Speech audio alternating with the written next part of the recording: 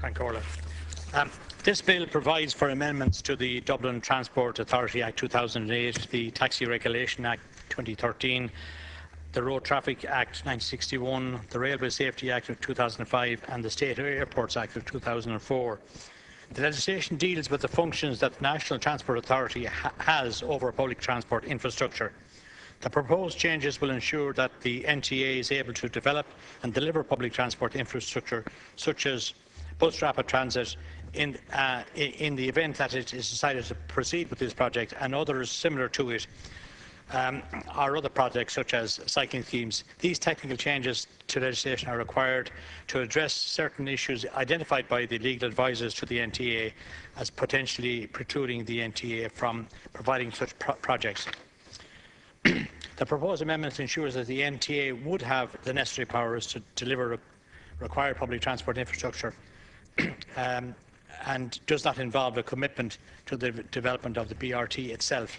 Under the Capital Plan to 2020, the funding to support and improve bus service will be a key priority. As well as ensuring that a modern and efficient fleet, it is essential that bus routes and supporting infrastructure facilitate the provision of better and improved services. I understand that there is an amendment being considered in legislation that will be introduced later that will support both of these. Changes to how the NTA functions and what it actually does are worth discussing in the House at the moment, particularly in light of a development that came to light yesterday, that of the Dart Underground, which will not proceed as originally envisaged.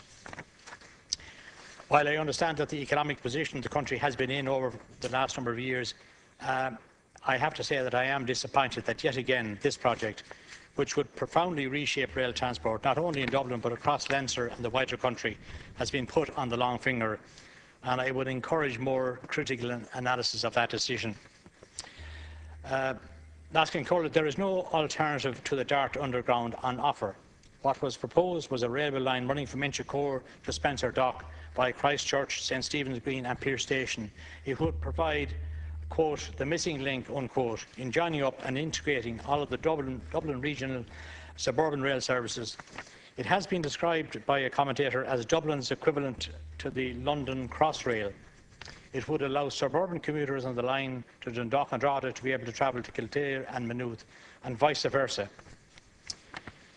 I want to say that I believe that the postponing of the Dart Underground needs to be reconsidered. It is the equivalent of what Fianna Fáil Transport Minister Mary O'Rourke, in her famous decision to build two loose lines but not to join them up. I think this is the equivalent of that. Dublin's public transport needs are increasing. If we do not properly develop for the future of our public transport system, then I believe Dublin and Leinster will lose out because of it. And I would like the Minister to respond to these points that I have made in relation to the Dart Underground. Sections 2 and 3 of the legislation provide for amendments to the Taxi Regulation Act 2013. The programme for government contained a commitment to review and update the regulation of taxis to ensure taxi drivers were recognised as a key component of the public transport system and to provide for a forum for discussion between the regulatory authorities and taxi providers. The Taxi Regulation Review Report of 2011 identified 46 actions to address the key issues in the sector in 7 areas, including driver licensing, vehicle licensing and standards, accessible services for people with disabilities, compliance and enforcement, consumer and industry assurance, fleet management and rental control, and a rural hacking service to deal with limited access in rural areas. When he was Minister for State for Public Transport, Alan Kelly did an excellent job in this area, and I want to pay tribute to the work that he has done. I believe that there should have been a Minister for Public Transport provided to succeed him. I think that a Minister dealing particularly and exclusively with public transport I think is important, and managing our public transport across the country is a challenging job, and a dedicated Minister, I believe, would be best suited to that. Section 4 of the legislation provides for an amendment to the Railway Safety Act to change the name of the Railway Safety Commission to the Commission for Railway Regulation. The Railway Safety Commission was established under the Railway Safety Act 2005 to foster and encourage railway safety and to enforce legislation relating to rail safety. The body will have a monitoring function and a role to hear appeals made by railway undertakings and other interested persons. This is the reason for the changing of the name. Section 6 is essentially a technical amendment correcting Section 106 of the Road Traffic Act 1961, which deals with duties on the occurrence of an accident. It was amended in 2014 to introduce new offences for hit-and-run incidents causing death or injury. The Attorney General's Office has since advised the Department that the amended version of this section contains an implicit contradiction. The new hit-and-run provisions are indictable offences, but they come under a section heading referring to summary offences. The Attorney General's advice is that the intention of the law is clear in spite of the error, and the Director of Public Prosecutions is to continue to make prosecutions under this legislation. However, it is also the view of the Attorney General's Office that the error should be corrected at the earliest available opportunity, and this is now being done, and I welcome that.